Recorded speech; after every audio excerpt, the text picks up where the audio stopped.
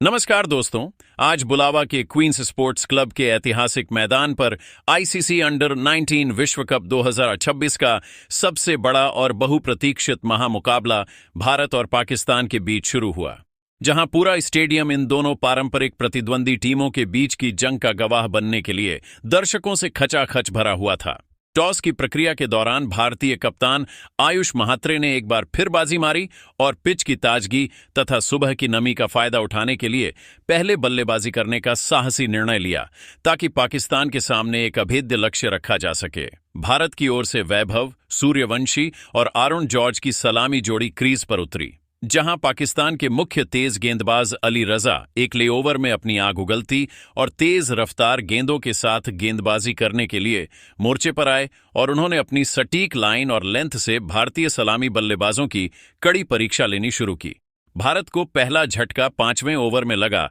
जब मोहम्मद सय्याम 5वें ओवर में दोबारा अपनी स्विंग गेंदबाजी का जादू दिखाने के लिए आक्रमण पर आए और उन्होंने आरोन जॉर्ज को एक बेहतरीन आउट स्विंगर पर पूरी तरह छकाया, जिससे आरोन जॉर्ज कवर ड्राइव खेलने के प्रयास में 20 गेंदों पर 15 रन बनाकर आउट हो गए।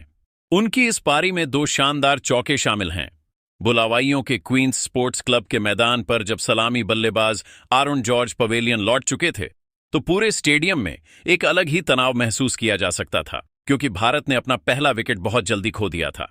ऐसी कठिन परिस्थिति में कप्तान आयुष महात्रे स्वयं एक बड़ी जिम्मेदारी के साथ मैदान पर आए और उन्होंने आते ही वैभव सूर्यवंशी के साथ मिलकर पाकिस्तानी गेंदबाजी आक्रमण के खिलाफ एक प्रलयकारी जवाबी हमला शुरू कर दिया।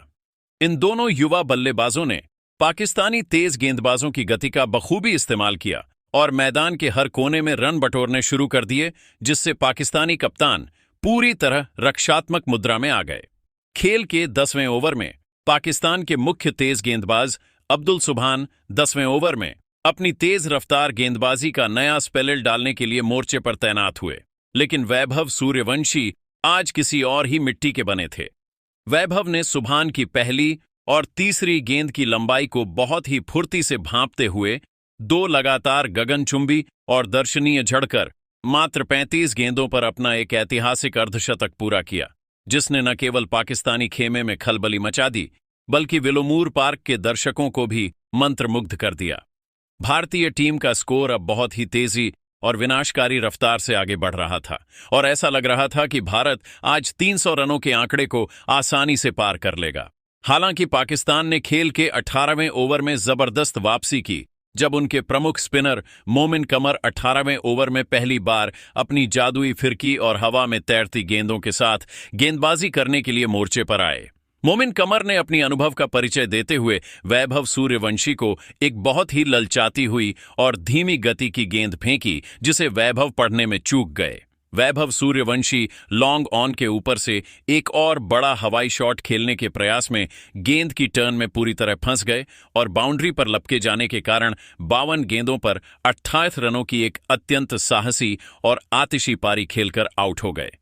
उनकी इस पारी में 6 कड़क चौके और 2 शानदार शामिल थे। बुलावायों के क्वीन स्पोर्ट्स क्लब में जब वैभव सूर्यवंशी एक आक्रामक पारी खेलकर पवेलियन लौटे, तो भारतीय टीम को एक ऐसी साझेदारी की दरकार थी जो पारी को स्थिरता दे सके, और इसी महत्वपूर्ण मोड़ पर विहान मल्होत्रा नए बल्लेबाज के रूप में क्रीज पर आए। विहान ने क्रीज पर कदम रखते ही कप्तान आयुष महात्रे के साथ मिलकर बहुत ही सूझबूझ, संयम और अटूट एकाग्रता के साथ भारतीय पारी को दोबारा बुनना शुरू किया, ताकि पाकिस्तानी गेंदबाजों को हावी होने का कोई मौका ना मिले। इन दोनों युवा बल्लेबाजों ने पाकिस्तानी क्षेत्र रक्षकों को छकाते हुए विकेटों के बीच दौड़कर रन लेने की अपनी अद्भुत कला का प्रदर्शन किया और जोखिम कम लेते हुए स्ट्राइक रोटेट करना जारी रखा, जिससे 32वें ओवर की समाप्ति तक भारत का स्कोर 170 रनों के सम्मानजनक और मजबूत आंकड़े के पार पहुंच गया। कप्तान आयुष महात्रे आज अपनी इस शानदार कप्तानी पारी के दौरान 48 रनों के व्यक्तिगत स्कोर पर पहुंच चुके थे